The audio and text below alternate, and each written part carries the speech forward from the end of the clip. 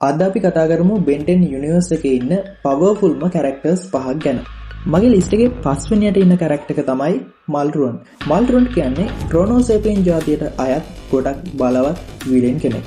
මෙයාට කාලය පාලනය කරන්න වගේම ටයිම් ට්‍රැවල් කිරීමේ හැකියාව තියෙනවා. මුළු යුනිවර්ස් එකේම ඉතිහාසය වෙනස් කරලා අලුත්ම යුනිවර්ස් එකක් නිර්මාණය කරන්න හැදුවත් අවසානයේදී Ben මෙයාව පරාද කරලා දානවා. මගේ ලිස්ට් එකේ හතරවෙනියට ඉන්න කැරක්ටර් එක තමයි ප්‍රොෆෙසර් පැරඩොක්ස්. කාලය සහ අවකාශය හරහා ගමන් කිරීමේ හැකියාවක් මෙයාට තියෙනවා.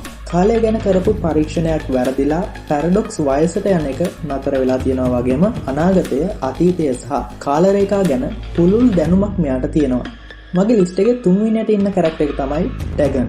Ben 10 යුනිවර්ස් එකේ ඉන්න පෞද්ගලිකවම මම ගොඩක් කැමතිම විලෙන් කෙනෙක් තමයි ඩැගන් කියන්නේ. මෙයා මාරම පවර්ෆුල් අන්තර්මානික ජීවියෙක්. ෆ්ලේම් කීපර්ස් සර්කල් වගේ සංවිධාන මෙයාට දෙවියෙක් විදිහට වන්දනාමාන කරනවා. පෘථිවිය ආක්‍රමණය කරලා විශ්වය පාලනය කරන්න හදපු මෙයාව පරාජය කළා දාන්නේ අපි හැමෝම දන්න විල්ගැක්ස්.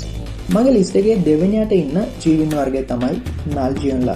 නල්ජියන් කෙනෙක්ව අපිට Ben 10 යුනිවර්ස් එකෙන් බලාගන්න හම්බ වෙන්නේ එකම එක එපිසෝඩ් එකකින් විතරයි. නල්ජියන්ලා කියන්නේ Ben 10 යුනිවර්ස් එකේ ඉන්න higher dimensional ජීවින් වර්ගයක්. මෙයාලගේ ළමයි සෙල්ලම් කරන සෙල්ලම් බඩු වලත් Omnitrix එකටත් වඩා ලොකු ටෙක්නොලොජි එකක් තමයි තියෙන්නේ. මිනිස්සු වගේ අඩු ඩයිමෙන්ෂන් එකක ඉන්න ජීවීන්ට මෙයාලගේ සම්පූර්ණ බලය හෝ සැබෑ ස්වරූපය තේරුම් ගන්න එක ගොඩක් අමාරු දෙයක්. මගේ ලිස්ට් එකේ පළවෙනියට මම දාලා තියෙන කැරක්ටර් එක තමයි කොන්ටුමිලියා. කොන්ටුමිලියා කියන්නේ පස්වෙනි ඩයිමෙන්ෂන් එකේ ඉන්න ජීවීන් වර්ගයක්. මෙයාලා කරන්නේ විශ්වයන් විනාශ කරන එක සහ අලුතින් විශ්වයන් නිර්මාණය කරන එක. මෙයාලා කාලය සහ අවකාශය ඉක්මවා ඉන්න නිසා පහත් මානවල ජීවීන්ට මෙයාලගේ සැබෑ ස්වරූපය දැක ගන්න බෑ. මෙයාලව එයාට පේන්නේ Taman ගොඩක්ම විශ්වාස කරන හෝ ගොඩක්ම ආදරය කරන පුද්ගලයාගේ ස්වරූපයෙන්.